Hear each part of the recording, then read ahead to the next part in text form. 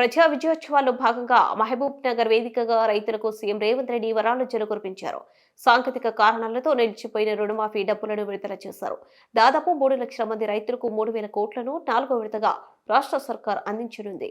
రైతు పండుగ ముగింపు వేడుకలు భారీ ఏడాది పాలనపై విమర్శలు గుప్పిస్తున్న విపక్షాలకు ధీటైన సమాధానం ఇచ్చారు.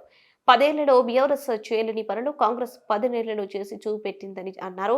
బీఆర్ఎస్ సరిగా పాలన చేసి ఉంటే రైతు రుణమాఫీ చేయాల్సి వచ్చిందంటూ సీఎం రేవంత్ రెడ్డి ప్రశ్నించారు.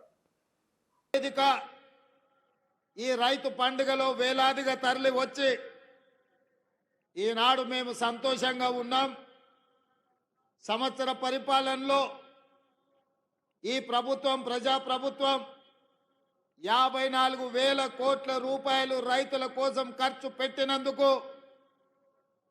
తెలంగాణ రాష్ట్ర 4 కోట్ల రైతాంగానికి మీ ఆశీర్వాదంతో ఈరోజు రాష్ట్రానికి నాయకత్వం వహించిన నా తరఫున మొత్తం రైతాంగానికి సందేశం పంపించడానికి విచ్చేసి ఈ పండుగ ఇక్కడే కాదు తెలంగాణలో ఉన్న రైతు వేదికల దగ్గర లైవ్లో లక్షలాది మంది రైతులు ఈ పండుగ కార్యక్రమాన్ని పాలమూరు జిల్లాలో జరుగుతున్న ఈ ఉత్సవాన్ని ప్రత్యక్షంగా తిలకిస్తున్నారు.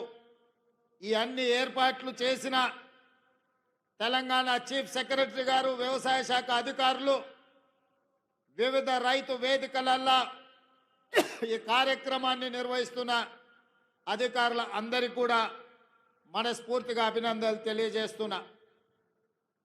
మిత్రులారా, నవంబర్ 30, 2023కు ఈ దేశ రాజకీయాలలోనే ఒక గొప్ప ప్రాధాన్యత ఉన్నది.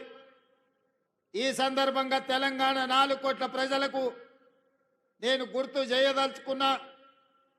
పోయిన సంవత్సరం నవంబరు 30 తారీఖు 2023 నాడు ఈ రాష్ట్రంలో ఉన్న దాదాపుగా 35,000 పోలింగ్ బూతులలో లక్షలాది మంది బారులు తీరి చీమల దండై దొరల గడీలను కుప్పగూల్చి ప్రజా ప్రభుత్వాన్ని తేవడానికి పోలింగ్ బూతుల్లో 92 లక్షల ఓట్లు కాంగ్రెస్ పార్టీకి, సోనియమ్మ నాయకత్వానికి అండగా నిలబడి ఇవాళకి సరిగ్గా సంవత్సరం పూర్తి చేసుకున్నాం. మనస్ఫూర్తిగా మీకు అందరికీ ధన్యవాదాలు తెలియజేస్తున్నా. మీరందరూ పెద్ద ఎత్తున చప్పట్లతో మొదటి సంవత్సరం పూర్తి చేసుకున్న ఉత్సవాన్ని ఈ ప్రపంచానికి తెలియజేయాల్సిందిగా మీ అందరికీ విజ్ఞప్తి చేస్తున్నా.